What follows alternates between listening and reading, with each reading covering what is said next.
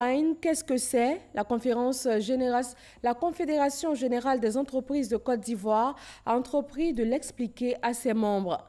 Les entreprises ivoiriennes ont été formées sur les enjeux de cette technologie qui permet d'effectuer des transactions via Internet et sans intermédiaire.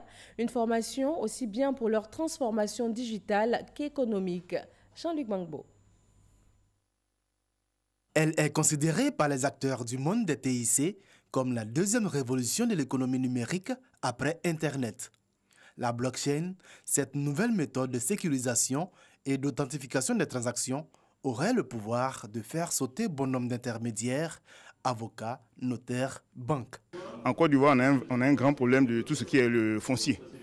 Sur les puces coutumières, le foncier, quelquefois il y a quelqu'un qui réussit à vendre un terrain à 10 personnes. Avec la blockchain, c'est impossible, puisque dès la première transaction, une fois qu'elle est validée, elle est cryptée, elle est connue de tous. Donc, à partir de là, on ne peut rien faire d'autre que de valider cette transaction. Les premières transactions, c'est autour de la crypto-monnaie. C'est-à-dire que vous achetez des choses en Bitcoin, vous vendez des choses en Bitcoin, vous faites des dons, par exemple, à Wikipédia en Bitcoin, des choses comme ça.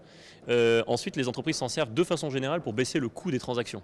C'est-à-dire que le fait que je puisse faire des transactions programmables et pour pas cher et assez rapide avec des partenaires, y compris à l'international, c'est effectivement extrêmement intéressant pour ces entreprises. Si elle est enseignée aujourd'hui aux chefs d'entreprise ivoiriennes, c'est bien parce que cette technologie offre d'immenses champs d'exploitation. Les différents secteurs de l'économie ivoirienne pourront s'approprier cette notion-là déjà et ensuite l'intégrer dans leur business plan, dans leur stratégie, pour que demain, la Côte d'Ivoire soit en avance sur ces technologies en Afrique et que les retombées puissent se faire ressentir pour notre économie. La première blockchain est apparue en 2008 avec la monnaie numérique Bitcoin, dont les utilisateurs réalisent aujourd'hui près de 300 000 transactions par jour.